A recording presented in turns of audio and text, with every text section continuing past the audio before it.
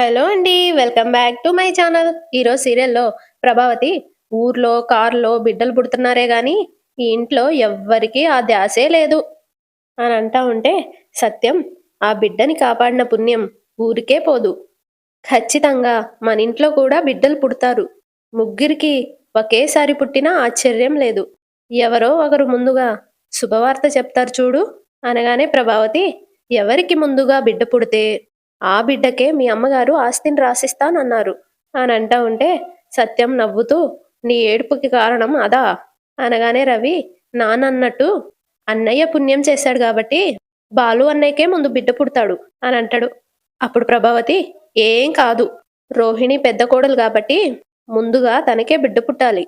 మీనా ఏమో రోహిణిని అలా చూస్తా ఉంటే రోహిణి ఏమో ఇలా చూస్తుందేంటి అన్నట్టు చూస్తా ఉంటది. మనోజ్ ఏమో మా గురూజీ కలిసొచ్చే కాలం వస్తే నడిచొచ్చే కొడుకు పుడతాడని చెప్పాడమ్మా అని అంటా ఉంటే శృతి ముందుగా పెళ్ళయింది మీనా వాళ్ళకేగా, మీనాకే ముందు బిడ్డ పుడతాడు అనగానే ప్రభావతి అసలు లెక్క చూస్తే రోహిణికి పాటికే బిడ్డ పుట్టాలి అని అంటది. మీనా ఏమో షాక్లో వెనక్కి జరుగుతుంది.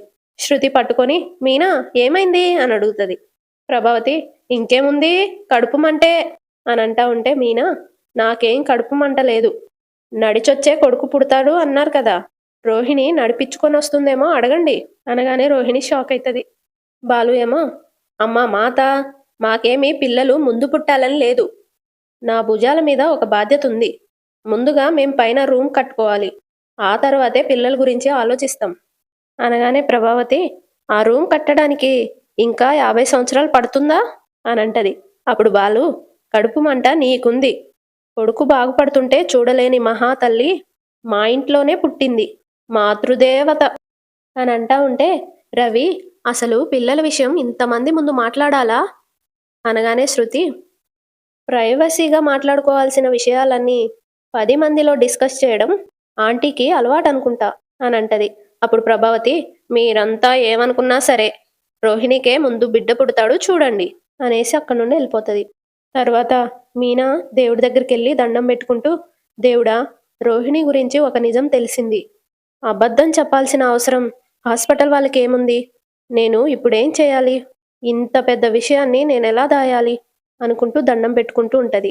అక్కడికి బాలు వచ్చి మీనా ఈ టైంలో దండం పెట్టుకుంటున్నావేంటి అని అంటా ఉంటే మీనా దేవుడు మంచివాడు కాదని ఎవరన్నారు మీనా అని అంటా ఉంటే మీనా మనుషులే వేరు, నిజాన్ని నమ్మరు, అబద్ధాన్నే నమ్ముతారు అనగానే బాలు ఎవరి గురించి నువ్వు అనేది అని అడుగుతాడు.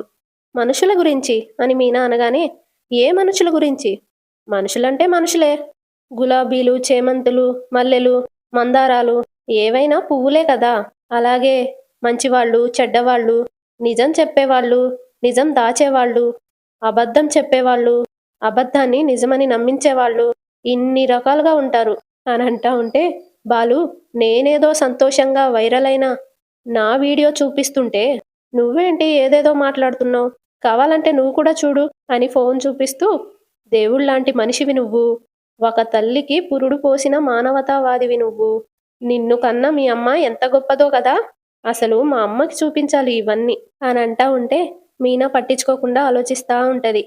బాలు చూసి ఫోన్ జేబులో పెట్టుకొని ఏ ఇప్పుడు చెప్పు ఏం చెప్పాలి అని మీనా అంటది. ఏం జరిగింది, డెలివరీ అయింది అని మీనా అంటది.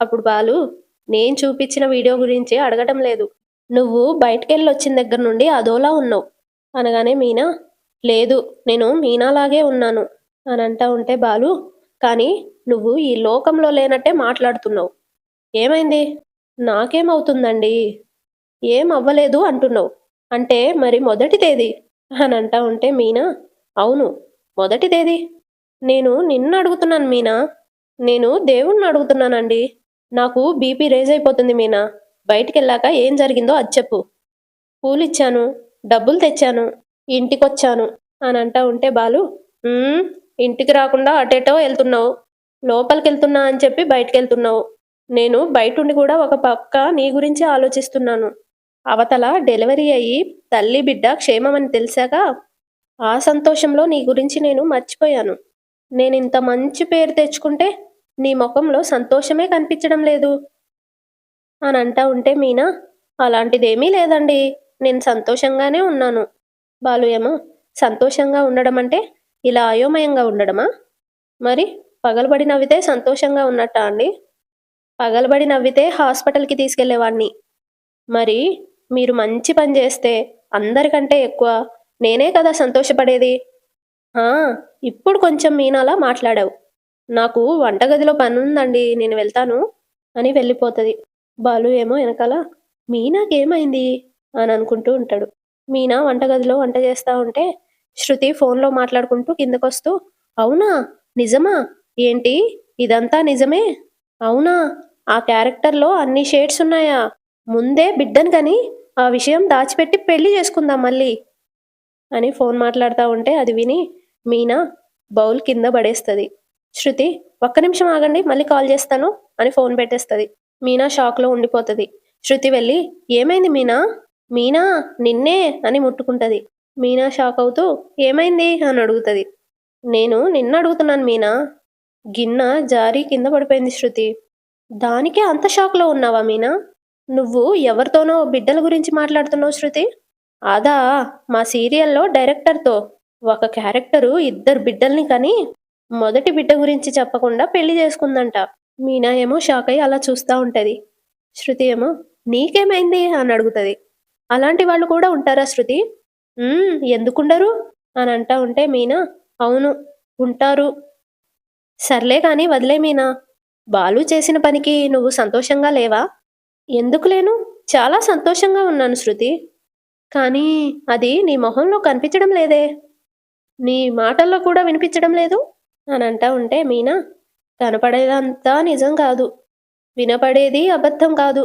అదేంటి అలా అన్నావు అని శృతి అడుగుతది. నిజమే కదా! అర్థం కాలేదు మీనా. ఒక్కొక్కసారి మన కళ్ళు మనల్ని మోసం చేసినట్టే మనవాళ్ళు మనల్ని మోసం చేయొచ్చు అని అంటా ఉంటే శృతి మనవాళ్ళా? ఎవరు వాళ్ళు? అనగానే మీనా ఆ! మాట వరుసకి చెప్పాను శృతి. అదే ఎవరి గురించి? శృతి నువ్వెళ్ళు నేను టీ పెట్టిస్తాను. శృతి ఆపి ఆగు. ఏంటిది? నీ చేతులిలా వణుకుతున్నాయి. నీకేమైనా లో బీపీ ఉందా? అని అంటా ఉంటే మీనా నాకా? లేదే. చలికాలం కదా! అనగానే శృతి అసలు చలే లేదుగా. మళ్ళీ బాలు ఏమన్నా అన్నాడా? గొడవ పడ్డాడా?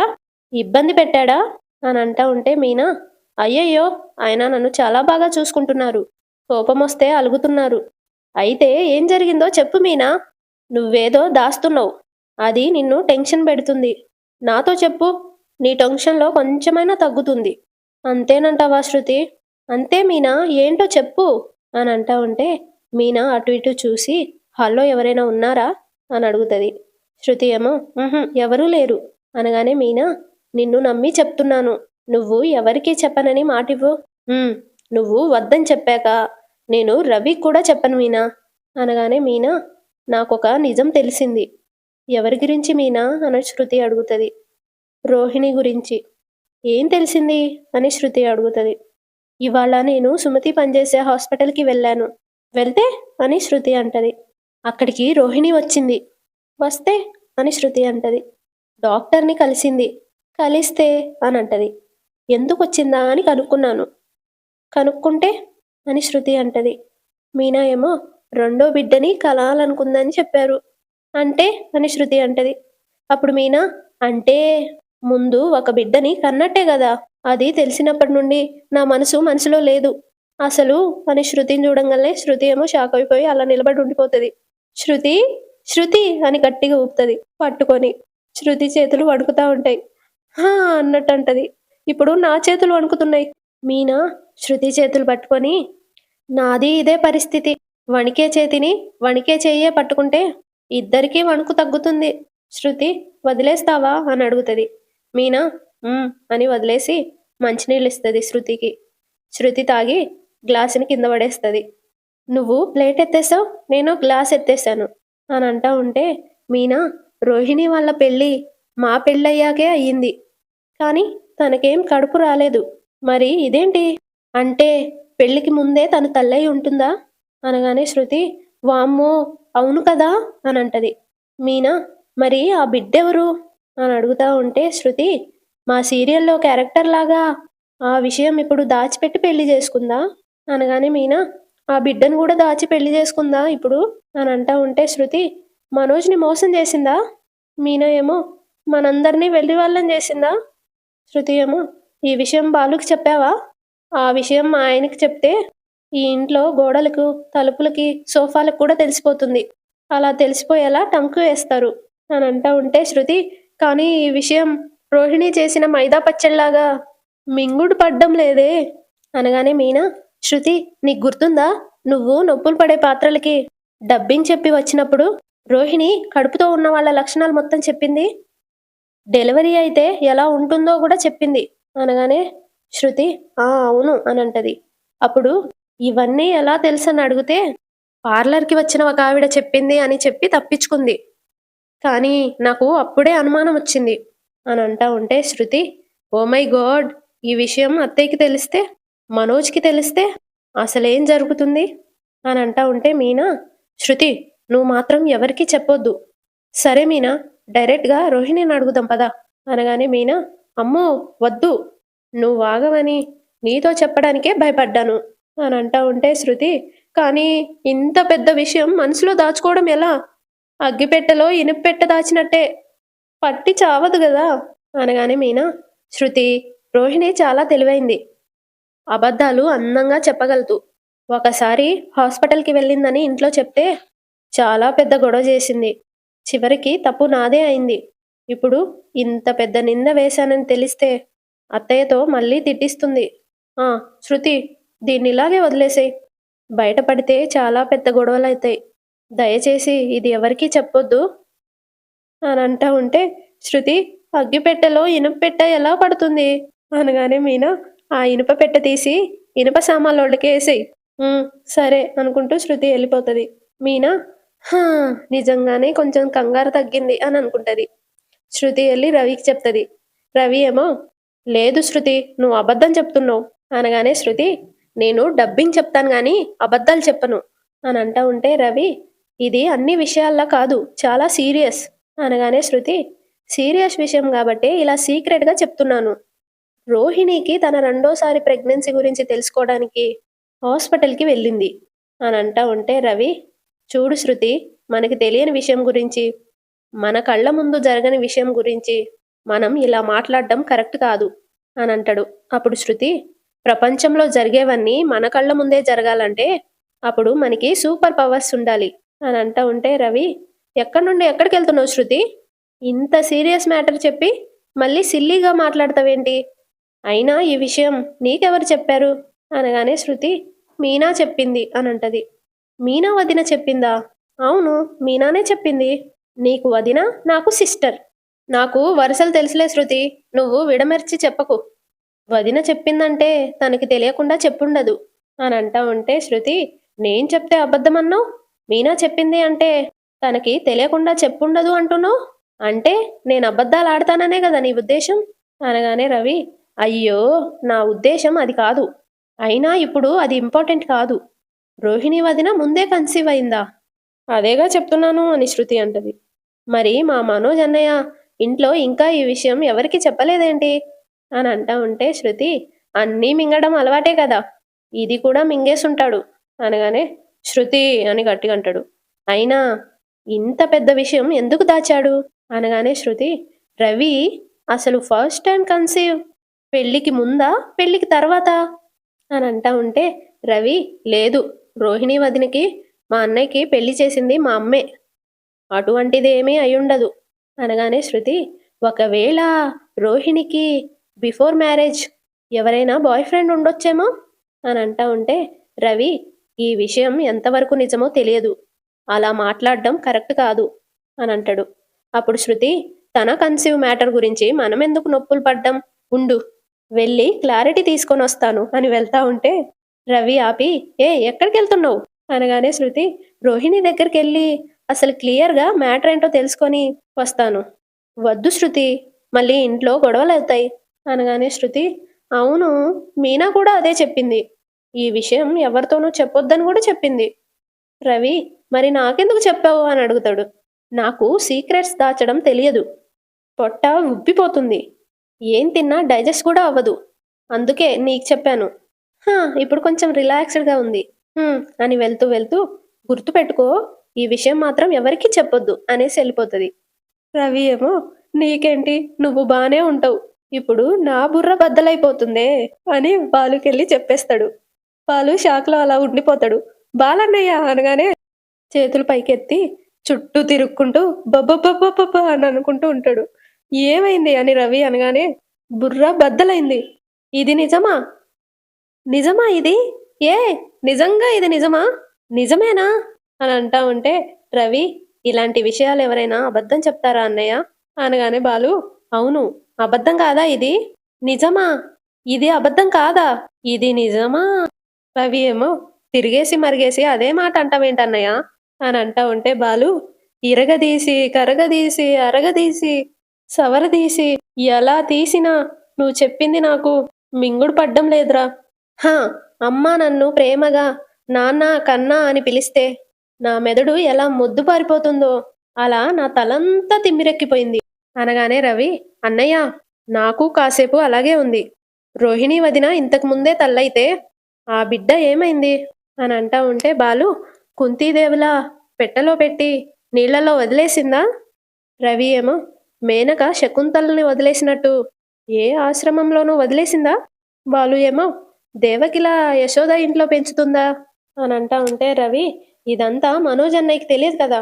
అనగానే బాలు ఆ ఇలాంటివి తెలిస్తే వాడు సర్దుకుపోయే రకం కాదు. పార్లరమ్మ ఈ రహస్యాన్ని ఇంతవరకు తెలియకుండా ఎలా దాచింది? అనగానే రవి బిడ్డ మలేషియాలో పెరుగుతుందా? అని అడుగుతాడు. వెంటనే బాలు అసలు డబ్బుడమ్మ నిజమే చెప్పిందా? అని రవిని అడుగుతాడు. శృతికి అబద్ధం చెప్పాల్సిన అవసరం ఏముందన్నయ్య? అనగానే బాలు నేను మొదటి నుండి చెప్తున్నాను. పార్లరమ్మ బయటికి కనిపించే అంత మామూలు ఆడది కాదు. ఏదో రహస్యాన్ని దాస్తుంది అని మీనాతో ఆల్రెడీ చెప్పాను. ఖచ్చితంగా ఏదో జరిగింది. నీకెలా అనిపిస్తుంది? అని అంటా ఉంటే రవి అయితే అది అబద్ధం కావాలి, లేదంటే నిజం కావాలి.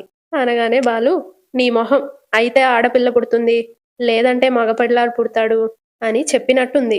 రవి ఏమో అవును పుట్టింది ఆడపిల్లాడా మగపిల్లాడా? ఆ ముక్క డబ్బుడమ్మ చెప్పలేదా? అని బాలు అడుగుతాడు. లేదు. రెండోసారి కన్సీవ్ కావాలి అని పార్లరమ్మ చిచి వదిన హాస్పిటల్‌కి వెళ్ళిందని తెలిసిందంట. అంటే మొదటిసారి కన్సీవ్ అయినట్టే కదా! అనగానే బాలు 2 కన్నా ముందు ఒకటే వస్తుంది. బి కన్నా ముందు ఏనే వస్తుంది. పండు కన్నా ముందు కాయ కాస్తుంది. అనంటా ఉంటే రవి సమ్మర్ కన్నా ముందు వింటరే వస్తుంది కానీ విషయానికి రా అనంటాడు. అప్పుడు బాలు వచ్చి ఏం చెయ్యాలి? ఎవరికి చెప్పాలి? ఎవరినడగాలి? ఎవరిని అనుమానించాలి? ఎవరిని నిలదీసి అడగాలి? అసలే నా కడుపులో ఏదీ దాగదు. బయట పెట్టేదాకా కడుపుబ్బరం తగ్గదు. బయట పెడితే ఆ లక్షలు మింగినోడు ఈ నిజాన్ని గూడా దిగమింగేస్తాడా? లేదంటే కాపురం కూల్చుకుంటాడా? పార్లరమ్మని వదిలేసి పార్కులో పడుకుంటాడా? ఫర్నిచర్ షాప్ వదిలేసి గుడి ముందు అడుక్కు తింటాడా? అయ్యయ్యో! అయ్యయ్యో! ఇంట్లో ఇలాంటి ఘోరం, నేరం, పాపం, మోసం, దగ ఇలాంటివన్నీ జరిగాయి అంటే నానేమైపోతాడు? లక్షావతి ఏమైపోతుంది? అసలు ఈ ఇంటి పరువు ఏమైపోతుంది? అయ్యో! అయ్యో! అయ్యయ్యో! అనుకుంటూ రవి చుట్టూ తిరుగుతా ఉంటాడు. రవి ఏమో పోయి పోయి నీకే చెప్పాను. చెప్పక చెప్పక నీకే చెప్పాను. ఇది ఇంట్లో వైరల్ చేస్తావేమో. నాకు చాలా టెన్షన్‌గా ఉందన్నయ్య. చెప్పేదాకా నాకాగలేదు. చెప్పిన తర్వాత నిన్నాపలేను. నువ్వాగు అని బాలుని ఆపుతాడు. ఆగి అని బాలు అనగానే అలాగే ఉండు. ఉండి అని బాలు అనగానే చేయి చాపు అని రవి అంటాడు. చేయి చాపి అని బాలు అంటే ఈ విషయం ఇంట్లో ఎవరికైనా చెప్తే వట్టే అని చెప్పి వట్టేసి పారిపోతాడు రవి. బాలు ఏమో ఒరే ఒరే ఒరే ఒరే లేచిపోయినోడా నా కడుపు ఉబ్బి తబ్బి పేలిపోతుందిరా ఆగరా అని చేయి చూసుకుంటూ అయ్యో ఇప్పుడు నేనేం చేయాలి? ఈ గర్భాన్ని నా కడుపులో ఎలా దాచుకోవాలి? ఛీ! ఛీ! ఈ నిజాన్ని నా కడుపులో ఎలా దాచుకోవాలి? అయ్యో! అయ్యో! అంటూ వాళ్ళ నాన్నకెళ్ళి చెప్పేత్తాడు. సత్యమేమో షాక్‌లో అలా ఉండిపోతాడు. బాలు నాన్నా! నాన్నా! అనగానే హా! అనంటాడు. ఏమైంది నాన్నా? బుర్ర బొంగరంలా తిరిగిపోతుందా? నాకు అలాగే తిరిగింది అని అంటా ఉంటే సత్యం ఒరేయ్! నువ్వు చెప్పేది నిజమా? ఆ! నమ్మక తప్పని నిజం నాన్నా. నిప్పులాంటి నిజం. అనగానే సత్యం ఒరేయ్! ఉన్నట్టుండి ఇలా మాట్లాడుతన్నావేంట్రా? నేను నీలాగే షాక్‌లో ఉన్నాను నాన్నా. అదెలా సాధ్యంరా? ఏమో నాన్న. నాకు తెలిసిన విషయం నీతో చెప్పాను అంతే. నేను నమ్మలేకపోతున్నానురా. విషయం తెలియగానే నేను నీలాగే అనుకున్నాను నాన్న. కానీ ఇది నిజం. నువ్వే చెప్పావు గదా! ఏదైనా విషయం తెలిస్తే మంచైతే మైక్‌లో చెప్పు, చెడైతే చెవిలో చెప్పు అని. అందుకే నీకొచ్చి చెప్పా అని అంటా ఉంటే సత్యం ఆలోచిస్తూ ఇది సాధారణమైన విషయం కాదురా. ఒరే బాలు దగ్గరికి రారా. ఏంటి నాన్న అని అంటాడు. రారా అనగానే దగ్గరికెళ్తాడు. ఊదురా అని అంటాడు. ఏ ఏంటి నాన్న నేను తాగలేదు నాన్న. తాగితే ఇలా తూలకుండా నిలబడతానా? నిన్నొక్కడినే ఇలా పక్కకు తీసుకొచ్చి చెప్పేవాడినా? మనింట్లో వాళ్ళందరినీ, అటుపక్క వాళ్ళందరినీ, ఇటుపక్క వాళ్ళందరినీ, పక్కింటోళ్ళని, ఎదురింటోళ్ళని, ఎనకింటోళ్ళని అందరిని పిలిచి అరిచి మరీ చెప్పేవాడిని కదా! అని అంటా ఉంటే సత్యం, అయితే రోహిణి తన రెండో బిడ్డ గురించి చెకప్ చేయించుకోవడానికే హాస్పిటల్‌కెళ్ళిందా? అనగానే బాలు, అవును నాన్న అదే విషయం హాస్పిటల్‌లో చెప్పారంట. అని అంటా ఉంటే సత్యం, రోహిణి ఇంతకు ముందే తల్లయిందా? అసలు నాకేమీ అర్థం కావడం లేదురా. నాన్న నేను మొదటి నుండి మొత్తుకుంటూనే ఉన్నాను. నువ్వే నన్ను ఒత్తుకుంటూ వచ్చావు.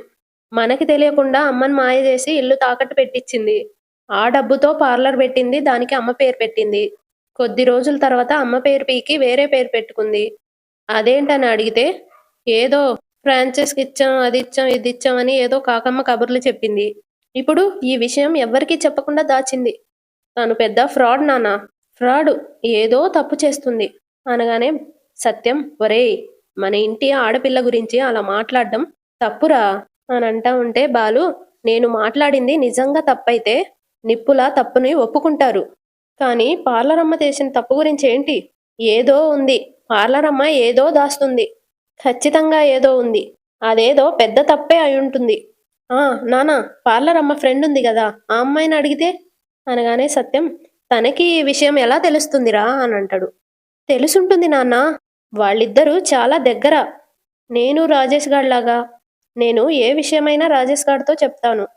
పార్లర్ అమ్మ గూడా ఖచ్చితంగా చెప్పుకుంటుంది. అనగానే సత్యం, మన ఇంటి ఆడపిల్ల విషయం వేరే అమ్మాయి దగ్గర ఎళ్లి ఏ మొహం పెట్టుకొని అడుగుతాంరా? అవును. నీకీ విషయం ఎవరు చెప్పార్రా? అని అడిగితే బాలు చెయ్యి జూసుకుంటూ, ఇప్పుడు ఆ విషయం ముఖ్యం కాదు నాన్న. షీలా డార్లింగ్ చెప్తూ ఉంటుంది గదా! నిప్పు లేనిదే పొగరాదు అని. ఎక్కడో మండుతుంది. ముందే ఆపకపోతే ఇల్లంతా తగులుబడిపోతుంది. ఆపై నీ ఇష్టం. నువ్వే దీనికేదో ఒక దారి చూపిచ్చాలి. అనగానే సత్యం, ఈ విషయంలో నేనేం చేయగలనురా? అని అంటా ఉంటే బాలు, ఎప్పుడూ నన్నేదో ఒకటి అంటూ ఉంటావు కదా! చిన్న విషయాన్ని పెద్దది చేస్తానని.